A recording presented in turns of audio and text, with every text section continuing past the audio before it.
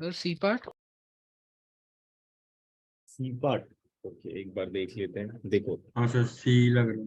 सी लगता है। ओके ठीक है, चलो देखते हैं।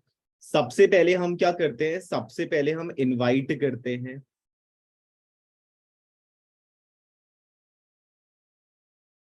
फिर फर्स्ट हो जाएगा। इनवाइट करने के बाद हमें एप्लीकेशन मनी रिसीव्ड होता है।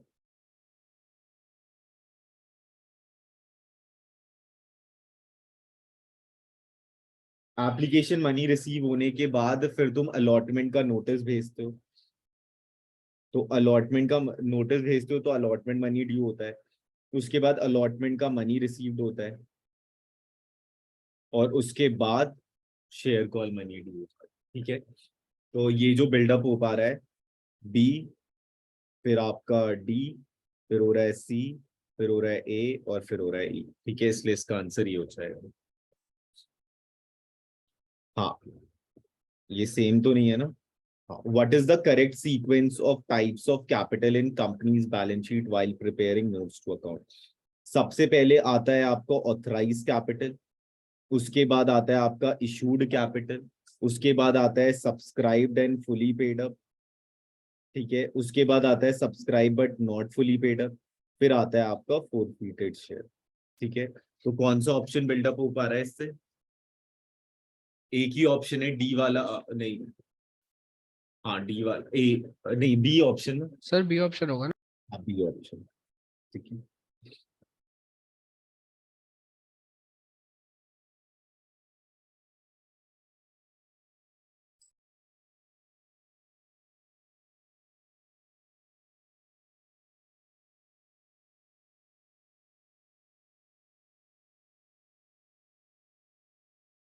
ये डिबेंचर है, शेयर है?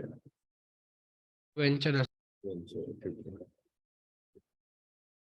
हाँ, ये वाला देखो, security premium reserve can be utilise to return the excess money, ये तो नहीं होता। राइट ऑफ प्रीमियरी एक्सपेंसेस होता है। उसके बाद टू इशू पार्शली नहीं होता, फुली सर डी पेड होता है। ठीक है, for premium paid on redemption of debenture और प्रेफरेंस शेयर। तो ये वाला तो ठीक है, ये वाला भी ठीक है। For buy back of shares, ये भी ठीक है। तो कौन सा ऑप्शन बिल्डअप हो पा रहा है? D part. डी पार्ट, ठीक है, बीडीई याद, ठीक है। और सिक्योरिटी प्रीमियम रिजर्व जो है वो सेक्शन 52 सब सेक्शन 2 से डील करता है।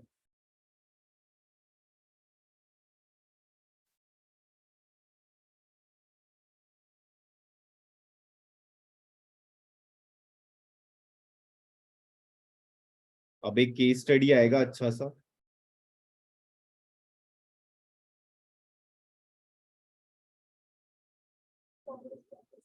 हम्म,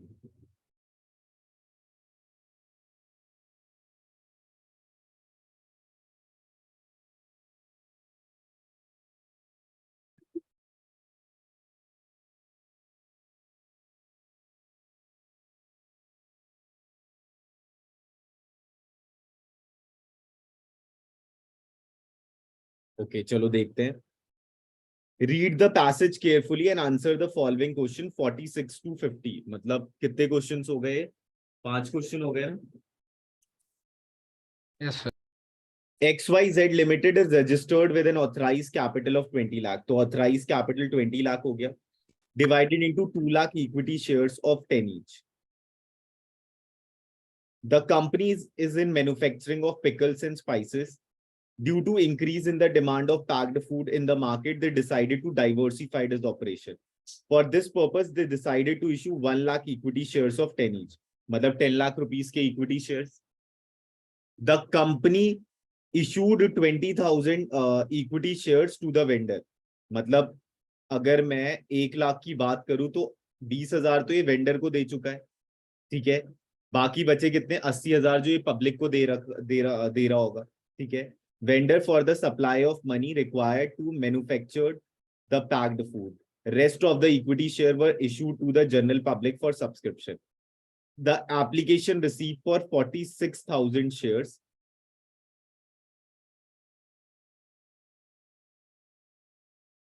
Due to under subscription, the equity shares the shares were not issued क्योंकि 90% सब्सक्रिप्शन नहीं हुआ। 80,000 का 90% कितना होता? 72,000। 72,000। ठीक है, तो वो नहीं हुआ क्योंकि मिनिमम 72,000 इसका सब्सक्राइब होना चाहिए था, लेकिन ये लाख तो 46 आ रहा था इसका। तो the company issued 20,000 equity share to of ₹10 each to a vendor after issuing them the shares the vendor will be consider as the owner. ठीक है, अगर बिफोर इशूइंग द शेयर तो वेंडर जो होता वो क्रेडिटर होता। ठीक है, अगर अभी तक शेयर नहीं दिया होता उसे तो वेंडर क्रेडिटर होता, लेकिन शेयर देने के बाद वेंडर जो है वो आपका ओनर हो गया क्योंकि उसे शेयर होल्डिंग मिल गई। उसके बाद पूछा है in order to raise money by issuing the shares in the market the company must be application for at least 72,000 share. 72,000। कि 90% सब्सक्रिप्शन 72,000 शेयर ही हो रहा था। The process of issuing shares to a vendor other than cash कहलाता है। Issue of shares for consideration other than cash, क्योंकि cash नहीं दे रहा होता, उसमें क्या दे रहा होता है? शेयर्स दे रहे होते हैं। उसके बाद नेक्स्ट क्या है? If the company is unable to get the minimum subscription refunded within कितना इंटरेस्ट होता है? 15% का इंटरेस्ट होता है। याद है ना, एक बॉक्स पढ़ाया था? Yes sir. नहीं पता हो बता दो जरा। सर एक बार दोबारा बता देना कितना इंटरेस्ट होता है सब में जितना भी होता है। 15%। 15%। सर बस यही है कॉल्स में 10% और कॉल्स इन एडवांस में आपका 12% और इसमें 15% रिफंड वाले में। बाकी एक बार क्लॉज पढ़ लो फिर से तो दिक्कत नहीं आएगी, 1 मिनट लगेगा क्लॉज पढ़ने में।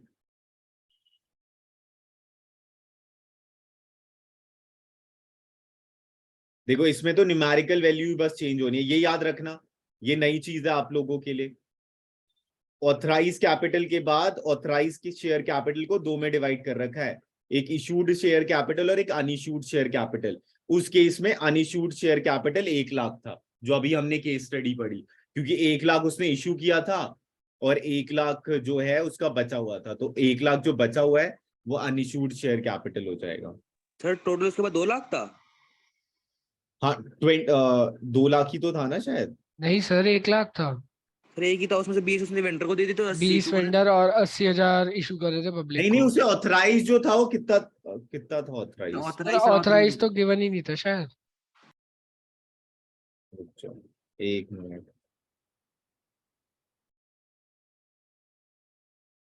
ये था ना 20 लाख। दे रखा 20 लाख था, 2 लाख में डिवाइडेड था, 1 लाख उसने इशू कर दिया, बचा 1 लाख अनइशूड। अब ये भी जो था वो इशूड नहीं हो पाया, बस 20,000 ही सब्सक्राइब हो पाया, तो 1,80,000 जो है वो आपका अभी भी अनइशूड होगा, मतलब मिनिमम सब्सक्रिप्शन नहीं मिल पाया। तो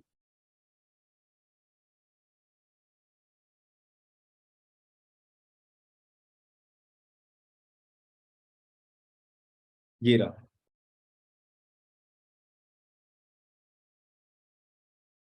ठीक है,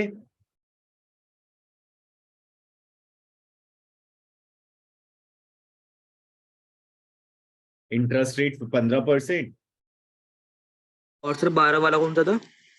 12 था आपका कॉल्स इन एडवांस। ठीक है, और इसके लिए स्पेशल रेजोल्यूशन जरूरी है, आर्टिकल ऑफ एसोसिएशन में लिखा होना चाहिए।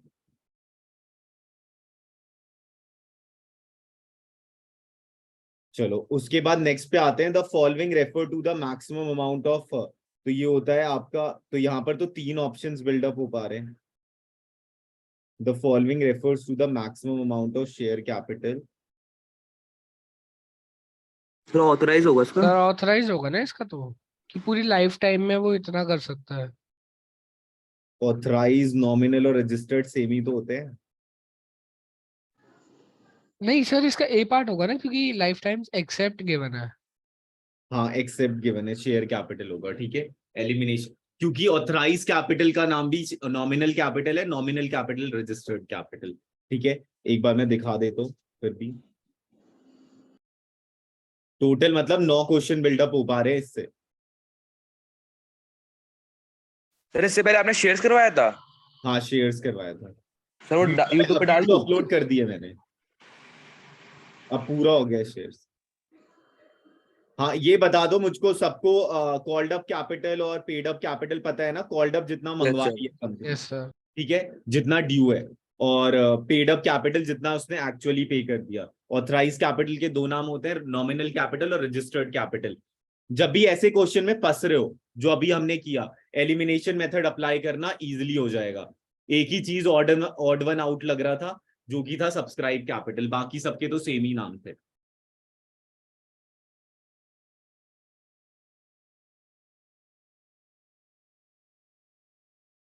ठीक है, बाकी एक फॉर्मूला तुम लोगों को लिखवाना था, ठीक है, वो लिख लो जरा।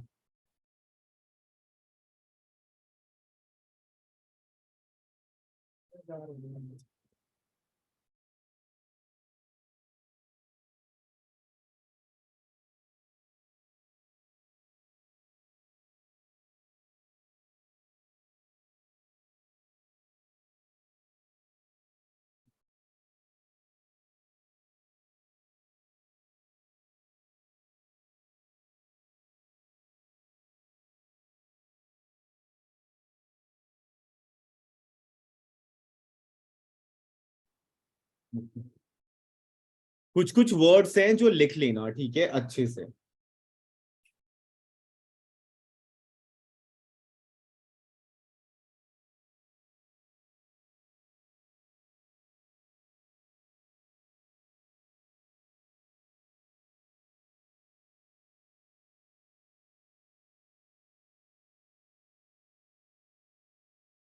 ये लिख लेना, ये नोट, ठीक है।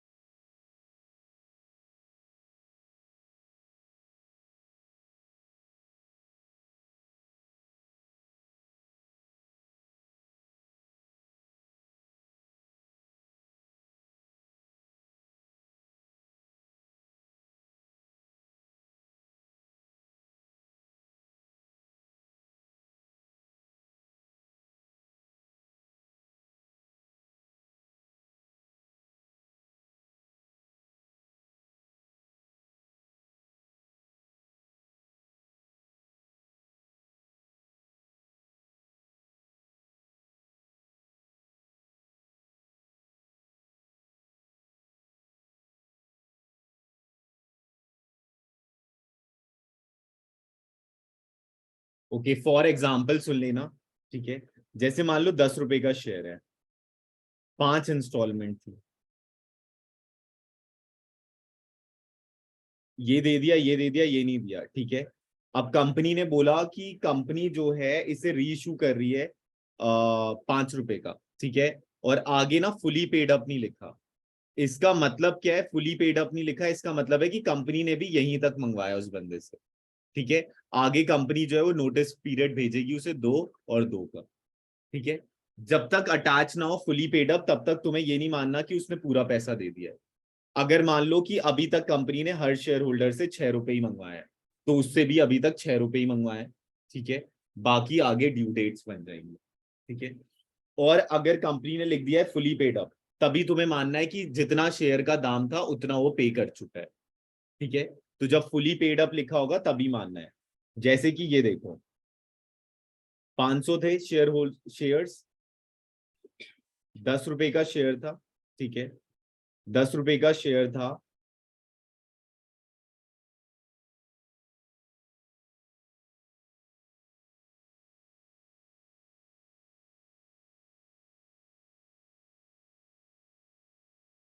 इसे मानना आप 3, 2 3 3 2, ठीक है। और उसने ये वाला कॉल नहीं दिया है, फर्स्ट कॉल ये दे दिया, ये दे दिया है, ठीक है। अब केस 1 ये कह रहा है, if shares are reissue for ₹5 per share, ठीक है। और कुछ स्पेसिफाई नहीं किया, और कुछ स्पेसिफाई नहीं किया, तो एंट्री क्या हो जाएगी?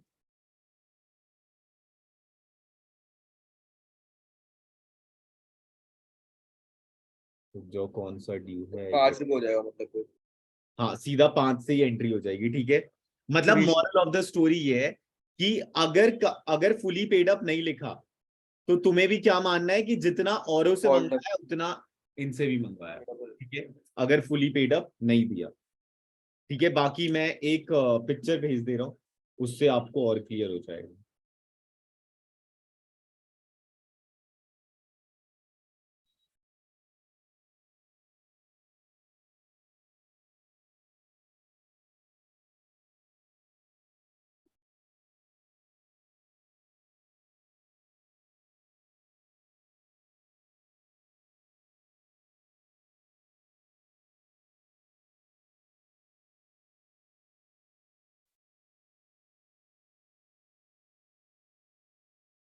ठीक है, ये टीएस ग्रेवाल का ही है, ठीक है, देख लेना एक बार। बाकी मैं तुम्हारे ग्रुप पे भेजता हूँ।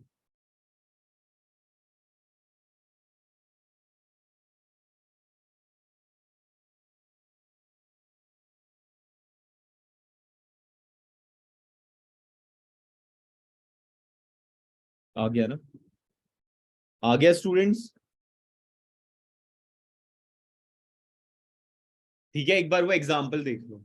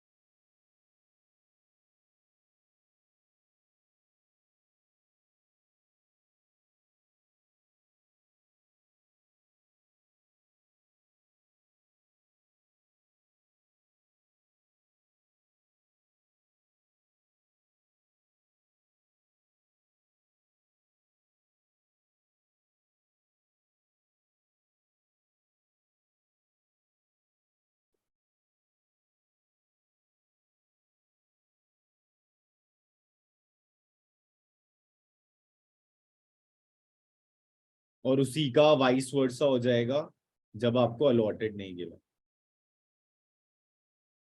फिर तो वही है ना जो 12th में भी था कि अलॉट दे रखे अप्लाइड हाँ हाँ निकालना हाँ। है थ्रू डाटा।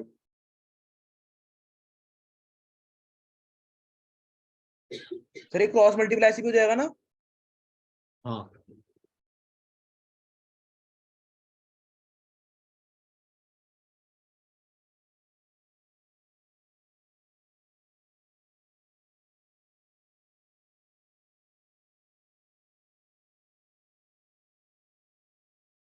चलो, अब एक लास्ट फॉर्मूला है, फिर ये चैप्टर डन है।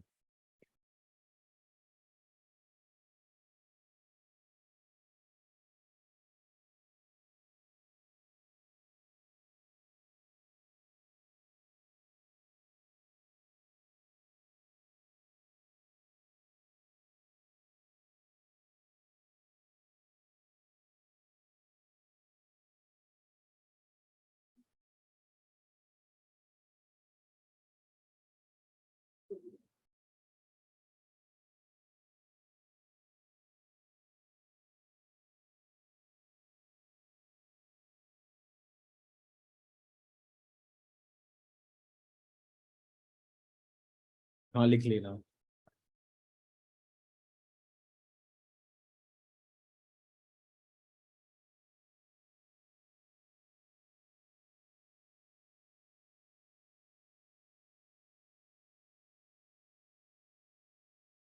जब सारे फोरफिटेड शेयर रीच होते हैं तब जो आपका हो जाता है।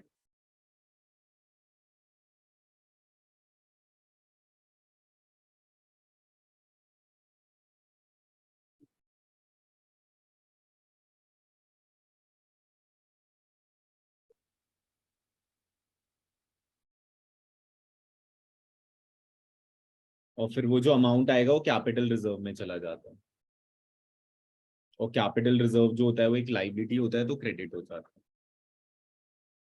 और जब पार्शली रीइश्यू होता है, मतलब कुछ रीइश्यू हो रहे हैं, तब जो फॉर्मूला होता है वो होता है टोटल अमाउंट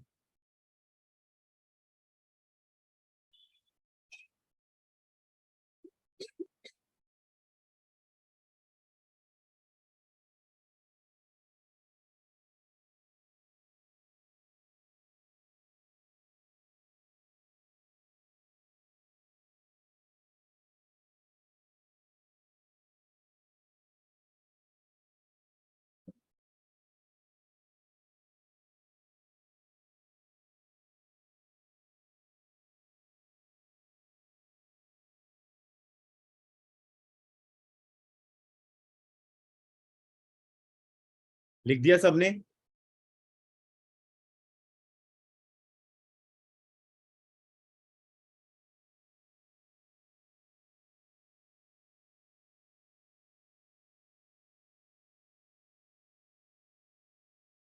फिर कैपिटल रिजर्व का फॉर्मूला है ना? हाँ, ये कैपिटल रिजर्व का है। मतलब जब पार्शली, मतलब मान लो 1000 तुमने फोरफीट किया है, लेकिन 200 ही तुमने रीइश्यू किया है, तब जो आपका फॉर्मूला होगा और तब जो कैपिटल रिजर्व में जो आएगा।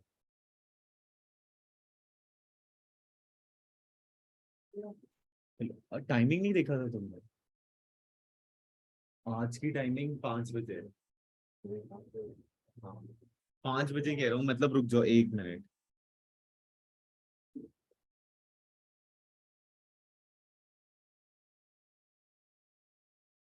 4:15, 4:15। ये 4:15 से 5:30 तक है, ठीक है। मैथ्स की 1 मिनट, 1 मिनट बता देता हूँ मैथ्स।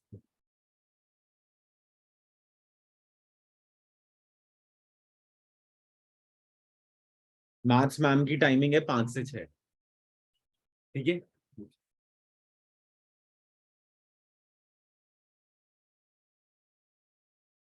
आ गया स्टूडेंट्स ये? बाकी वन शॉट तो मैं बनाऊंगा ही, ठीक है। अब 2 बजे हम वो कर लेंगे डिवेंचर। 2 ही बजे था ना डिवेंचर, या उससे पहले था? तुम्हारी वाली क्लास में था ना डिवेंचर? मतलब कंसेप्ट। कॉन्सेप्ट प्लस क्वेश्चंस एक ही बार में हो जाएगा, रिडम्पशन ऑफ डिवेंचर और वो।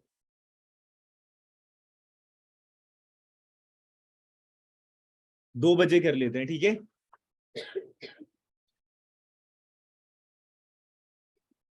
एक जना ग्रुप पे लिख देना प्लीज। चलो ओके, 2 बजे मिलते हैं, ठीक है। लंच वंच कर लो।